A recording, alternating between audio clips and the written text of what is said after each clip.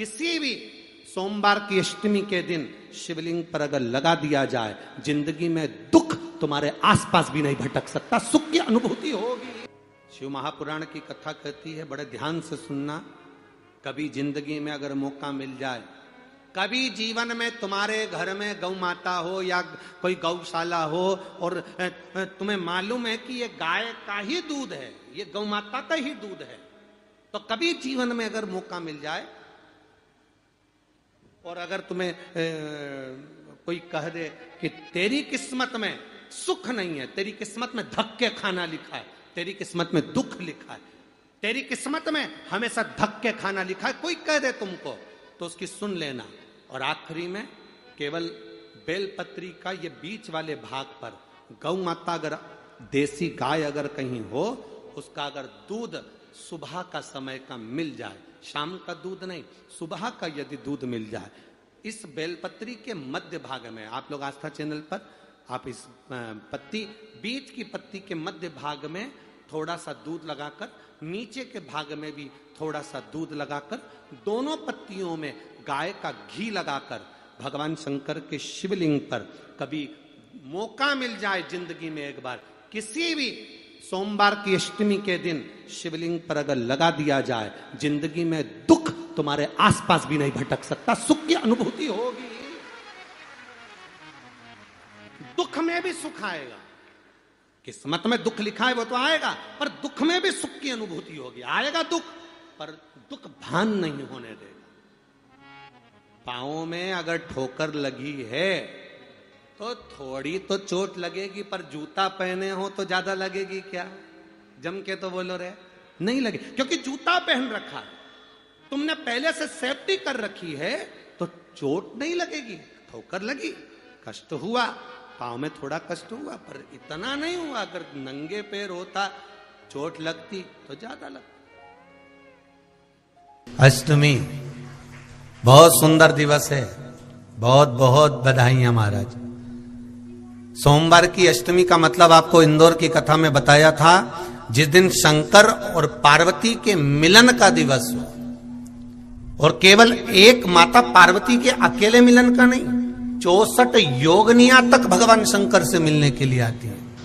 जिस लड़के की शादी नहीं हो रही हो, सोमवार की अष्टमी पड़ने पर एक लाल फूल चंदन में लगाकर, जहां पर अशोक सुंदरी का स्थान है, उस अशोक सुंदरी वाले स्थान पर ले जाकर, अगर सोमवार की अष्टमी पड़ने पर लड़का या लड़की जिसका विवाह नहीं होता वो चढ़ा देता है, मात्र 3 महीने में उसका विवाह पक्का हो जाता है। मात्र 3 महीने। अशोक सुंदरी का स्थान शिव। बहुत तकलीफ है और नहीं हो रहा काम, बहुत दिनों से लगे हो, नहीं हो रहा, हरा मूंग ले जाओ। मूंग के दाने तो रहते हैं घर में, केवल 31 मूंग के दाने लेकर जाइए, 31 चावल के दाने लेकर जाइए और 31 ही बेलपत्र लेकर जाइए। जिस दिन सोमवार की अष्टमी हो, कौन से दिन? सोमवार की अष्टमी हो, उस दिन शंकर जी के मंदिर में जाओ, 3 चीज लेकर जाओ, मूंग के दाने, चावल, बेलपत्र। चावल जो 31 लेकर गए हो, अपनी कामना कर कर शंकर जी की देहली पर रख दो, चौखट पर, कहीं पर भी एकांत में उसको रख दिया जाए। मूंग के जो दाने लेकर गए हो 31, वो नंदी के पास में, जो नंदी का पांव ऊंचा रहता है, उस पांव के पास रख दीजिए। और जो 31 बेलपत्र लेकर गए हो, वो 31 बेलपत्र अशोक सुंदरी वाली जो जगह है, आपको पहले बताया है कथा में, अशोक सुंदरी जी का स्थान, ये शिवलिंग, ये जलाधारी जहां से पानी बहता है, उसके बीच में एक मोटी सी लाइन होती है, जो शंकर भगवान की छोटी लड़की अशोक सुंदरी का स्थान है। शिव जी के 13 बच्चे हैं, 13 बच्चे में सबसे छोटी लड़की अशोक सुंदरी यहीं पर विराजमान होती है, जहां से पानी नीचे गिरता है। प्रत्येक शिवलिंग के सामने एक मोटी सी लाइन होगी, उस मोटी सी जो लाइन है अशोक सुंदरी, वहां पर जो 31 बेलपत्र लेकर गए हो, अपनी कामना कर कर पीला चंदन, लाल चंदन लगाकर उस पर समर्पित करते जाओ। उसकी डंडी जहां से पानी बहता है उस ओर होना चाहिए। आप निवेदन कर कर देखो, एक सोमवार की अष्टमी पर कर कर देखना, दूसरी सोमवार की अष्टमी आएगी, अपने आप आपका काम हो गया होगा। बाबा से निवेदन तो करो, क्यों भटक रहे? एक मात्र शिव मंदिर में झाड़ू लगा रही हैं अहिल्याबाई। साधारण सा भाव है, केवल एक झाड़ू। कई लोग कहते हैं महाराज जी आप कहते हो मंदिर में जाकर झाड़ू लगाओ, पोछा लगाओ, तो जो हमने मंदिर में रख रखा है स्वीपर आदि जो भी सेवा करने वाला है, काम करने वाला है, वर्कर है, वो कर रहा है, तो हम क्यों करें? अरे भाई एक बात याद रखना, आप सबसे पूछना चाहूंगा, आप लोग कहते हो कि मंदिर की सफाई जो वर्कर रखा है उसे करना चाहिए, मंदिर की सफाई जो पुजारी रखा है उसको करना चाहिए। मैं आपसे पूछना चाहता हूं कि आपके घर में जो तिजोरी है दिवाली पे उसकी सफाई कौन करता है? नौकर करता है? अरे बोलते तो जाओ। नौकर करेगा? नहीं। वर्कर करेगा? नहीं। स्वीपर करेगा? नहीं।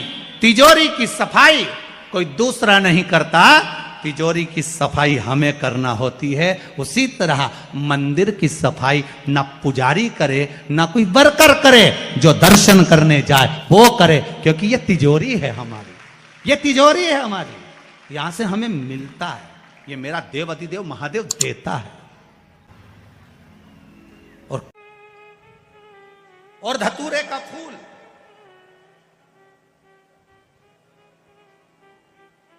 कांटे वाला धतूरा और उसमें लगने वाला एक पुष्प, आस्था चैनल पर आप लोग देख रहे होंगे धतूरे के फूल का दर्शन। धतूरा और धतूरे का पुष्प, छोटा सा पौधा है, ज्यादा बड़ा नहीं है, कांटा लग रहा है, धतूरा लग रहा है, और उसमें भी साधारण धतूरा नहीं, जिस धतूरे के नीचे की डंडी लाल कलर की होती है, अगर वो सोमवार की अष्टमी को देव अधिदेव महादेव को समर्पित करी जाती है तो उसके घर में कभी संपदा की कमी नहीं होती है। वो धतूरा है, साधारण नहीं है। धतूरे में भी लाल डंडी, जैसे धतूरा गोल होता है उसके नीचे छोटी सी डंडी, देखा है आप लोगों ने? अरे देखी कि नहीं देखी बोलो? धतूरा देखा है ना?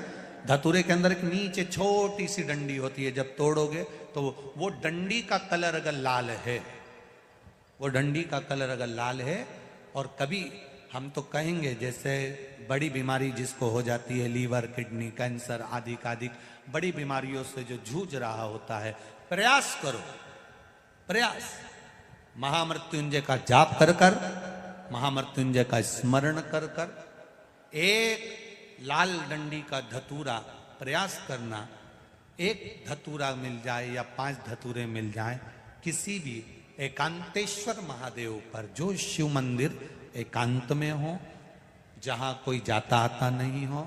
वैसे तो अब बहुत मुश्किल है कि ऐसा मंदिर मिल जाए जहां कोई जाता आता नहीं हो, पहले की बात दूसरी है, अब बात दूसरी है।